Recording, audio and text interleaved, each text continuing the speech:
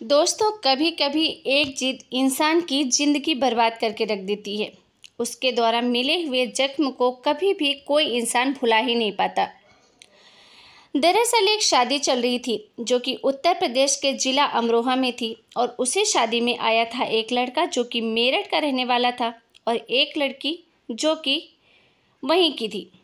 लड़का लड़की को देखता है और उसे पसंद कर लेता है और सीधा अपनी माँ बाप से कहता है कि मुझे ये लड़की पसंद है, मुझे इससे शादी करनी है। दरअसल वो लड़की उसके सगे मामा की लड़की थी और ये दोनों आपस में भाई बहन के रिश्ते में थे। लेकिन लड़का था कि मानने के लिए तैयार ही नहीं था। वो बहुत जिद करता है और ये जिद की बात जब लड़की तक पहुंचती है तो लड़की कहती है कि मैं उससे कैसे शादी कर सकती हूँ। उसको बहुत गुस्सा भी आता है और शादी करने से मना कर देती है और साथ ही ये भी कहती है कि मैं तो तुम्हारी शक्ल देखना भी पसंद ना करूँ। लड़का जब ये बात सुनता है तो उसको बहुत गुस्सा आता है, उसका ईगो हर्ट होता है और उसने कहा कि अब चाहे कुछ भी हो जाए, शादी तो मैं तुमसे ही करूँगा। अपने माँ बाप से कहता है कि मामा से कहता है और कुल मिलाकर सबको राजी कर लेता है और शादी की बात भी तय हो जाती है। शादी भी हो जाती है और जब शादी हो रही थी तो बड़े धूमधाम से शादी होती है क्योंकि जिसकी वो बेटी थी वो व्यक्ति काफ़ी रसूखदार था। धूमधाम से अपनी बेटी की शादी करता है। शादी के बाद लड़की विदा होती है और विदा होने के बाद जब सुहाग रात की स्टेज पर पहुंचते हैं तो दोनों आपस में बातचीत करना शुरू करते हैं। लड़का जिद पकड़ के बैठता है और पूछता है कि तुम्हारी शादी में तुम्हारे पिता ने लगभग कितने रुपए खर्च कर दिए होंगे। लड़की कहती है कि तुम्हें क्या करना है, लेकिन लड़का फिर कहता है कि पहले मुझे बताओ। लड़की कहती है ठीक है, अगर तुम पूछ ही रहे हो तो लगभग 25 लाख के आसपास उसने खर्च कर दिए होंगे। लड़के ने जैसे ही ये बात सुनी उसने कहा कि मैं तो अपनी सिर्फ बेइज्जती का बदला लेने के लिए तुमसे शादी की थी। सुबह दिन निकलने से पहले अपने 25 लाख रुपए लेकर तुम यहाँ से निकल जाना। तो अब अपने घर चले जाना और मैं तुमसे ज़िंदगी भर के लिए छुटकारा पाना चाहता हूँ। मुझे तुम्हारे साथ रहने में कोई इंटरेस्ट नहीं है। मैं तुमसे तलाक चाहता हूँ। और बस लड़के की इसी जिद की वजह से शादी भी हुई थी और इसी जिद की वजह से तलाक भी हो जाता है। लेकिन जो लड़की होती है वो फिर कभी शादी नहीं करती। दरअसल उस लड़के की जिद की वजह से उस लड़के की पूरी ज़िंदगी बर्बाद हो जाती थी। जब भी उस लड़की के शादी की बात चलती तो लड़की शिहर जाती, परेशान हो जाती और जाहिर सी बात है कि शादी का फैसला होता ही ऐसा है। तो दोस्तों, मगर आज की जो कहानी मैं आपको बताने जा रही हूँ, इस कहानी में भी कुछ ऐसा ही होता है। एक जिद के खातिर मियाँ और बीवी दोनों एक दूसरे से अलग हो जाते हैं और अलग होने के बाद जब वो मिलते हैं तो पूरे सोशल मीडिया पर ये मिसाल बन जाते हैं। जहाँ जहाँ तक एक खबर जाती है लोग उनकी मिसाल देते हैं, उनकी बातें करते हैं और कहते हैं कि प्यार हो तो ऐसा, वरना हो ही ना। दोस्तों, आज की जो घटना है वो है उत्तर प्रदेश के रामपुर ज़िले की। ये रामपुर शहर की ही बात है 2-3 जून और 2024 की रात रामपुर सिटी के अंदर एक शादी चल रही थी और उस शादी में सभी बड़े जैसे घराती बाराती सभी लोग थे वैसे ही आए हुए थे। खाना पाना चल रहा था, लोग आपस में घुल मिल रहे थे, बातें कर रहे थे। तभी एक 42 साल के आसपास की एक महिला जिसकी उम्र होती है, उसका नाम होता है होमा दरअसल आराम से उसके हाथ में खाने की थाली लेकर खड़ी हुई थी और जैसे ही उसने पहला निवाला अपने मुंह में डाला कि सामने खड़े हुए एक व्यक्ति पर उसकी नज़र चली जाती है और वो उस व्यक्ति को देख रही थी एक टकटकी लगाए हुए, जैसे देखते ही रही।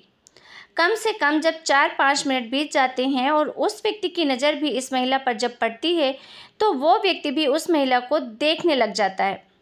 वो मजबूर हो जाता है और देखता क्या है कि लगभग इसमें 12 साल में कितना चेंज आ गया है। जब पहले थी तो कितनी खूबसूरत थी, कितनी अच्छी दिखती थी, अब तो पूरी सूख चुकी है, कमज़ोर भी हो रही है। आखिरकार इसे क्या हो गया है? लेकिन न लड़का उस लड़के से कुछ बोलता है और न लड़की उस लड़के से।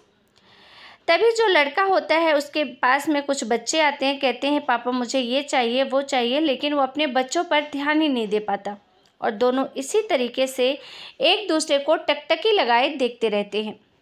और जो लड़की थी वो उसकी आंखों से लगातार आंसू बह रहे थे और एक जगह पर वो जड़ के जैसे खड़ी रहती है, हिलती तक नहीं, ना ही किसी से बात कर रही थी।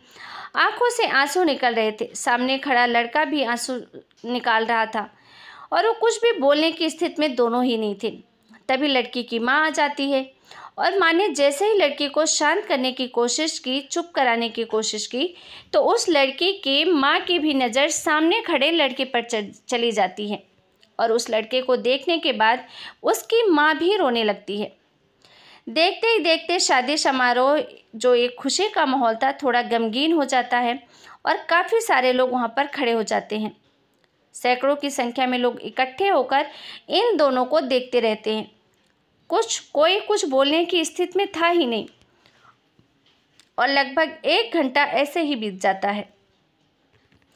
तब किसी ने लाकर उस लड़की को एक चेयर दी, उस पे बैठने के लिए कहा, पीने के लिए पानी दिया कि बहुत गर्मी है, तुम्हारी तबीयत खराब हो जाएगी, रोना बंद करो और बताओ कि बात क्या है। साथ ही सामने लड़के को भी चेयर दी जाती है, लेकिन लड़का और लड़की दोनों ही बोलने की स्थिति में ही नहीं थे।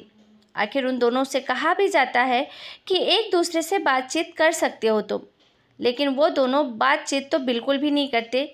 सिर्फ दोनों यही कहते हैं कि हमें एक दूसरे का नंबर चाहिए और दोनों एक दूसरे का नंबर एक्सचेंज करते हैं। दोस्तों, दरअसल ये कहानी शुरू होती है साल 2004 में। रामपुर जिले का एक थाना अजीम नगर और अजीम नगर थाने का एक गांव है इमरता। इमरता गांव का रहने वाला एक लड़का जिसका नाम आसिफ अली होता है, उसकी शादी रामपुर शहर की रहने वाली हुमा नाम के लड़के से हो जाती है। लड़की शहर मिजाज की थी, लड़का गांव के मिजाज का, और दोनों की शादी हो जाती है।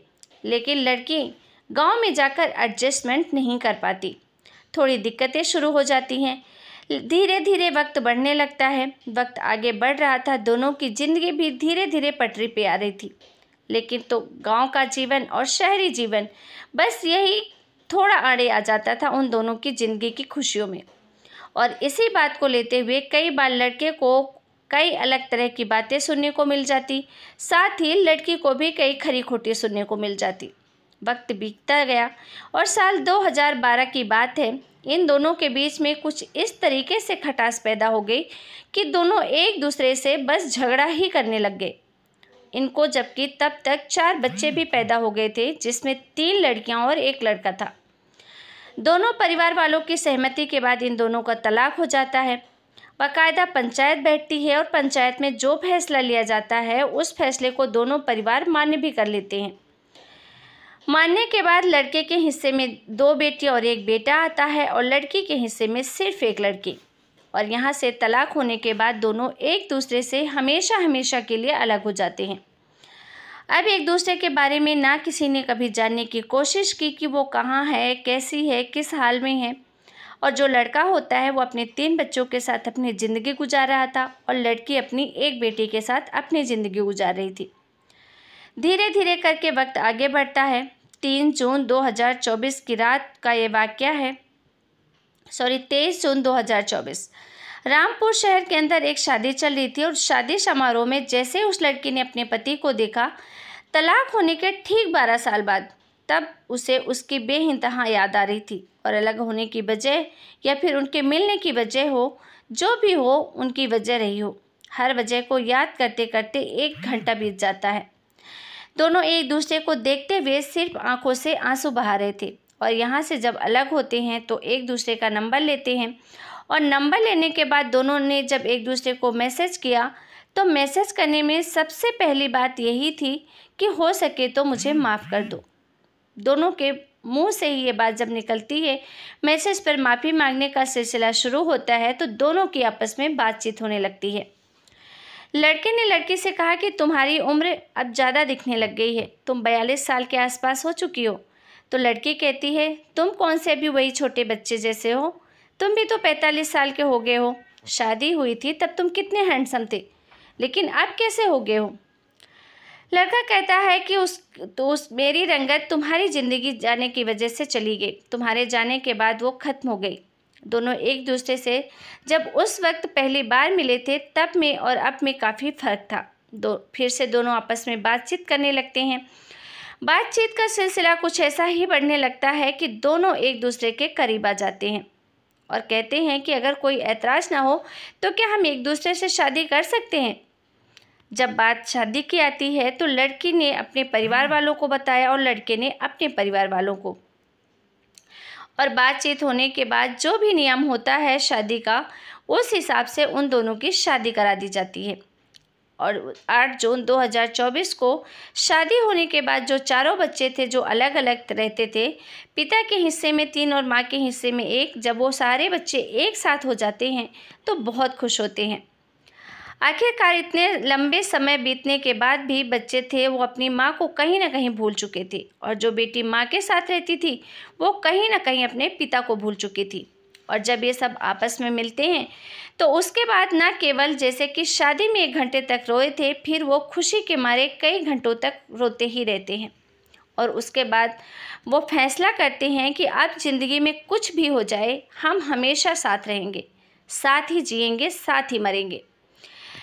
यहाँ से निकलने के बाद ये सीधा उत्तराखंड की वादियों में जानते हैं, वहाँ घूमते फिरते हैं। लेकिन ये बात किसी भी तरकीब से एक पत्रकार महोदय तक पहुँच जाती है जो कि आज तक के रिपोर्टर थे, और वो उन्होंने अपने चैनल में ये खबर प्रकाशित भी करी, और उसकी वजह से ये खबर पूरे देश दुनिया में फैल गई और लोगों ने इसकी बहुत सराहना भी की। तो दोस्तों, इस कहानी का उद्देश्य किसी की भी भावनाओं को ठेस पहुंचाना नहीं है। उम्मीद करता हूं कि आपको ये कहानी अच्छी लगी होगी और साथ ही साथ कुछ सीखने के लिए भी मिला होगा कि कोई भी फैसला, अपनी ज़िंदगी का इतना बड़ा फैसला, कभी भी जल्दबाजी या किसी जिद की वजह से नहीं लेना चाहिए। ये कहानी वाकई बहुत भावुक करने वाली थी और साथ ही बहुत कुछ सिखाने वाली भी। दोस्तों, ज़िंदगी में उतार चढ़ाव तो होते ही रहते हैं, लेकिन इन उतार चढ़ाव की वजह से हमें कभी भी अपने रिश्तों को नहीं ख़त्म करना चाहिए।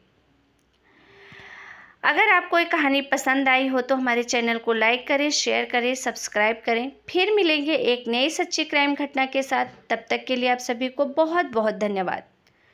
खुश रहें, सतर्क रहें, जागरूक रहें। जय हिंद, जय भारत।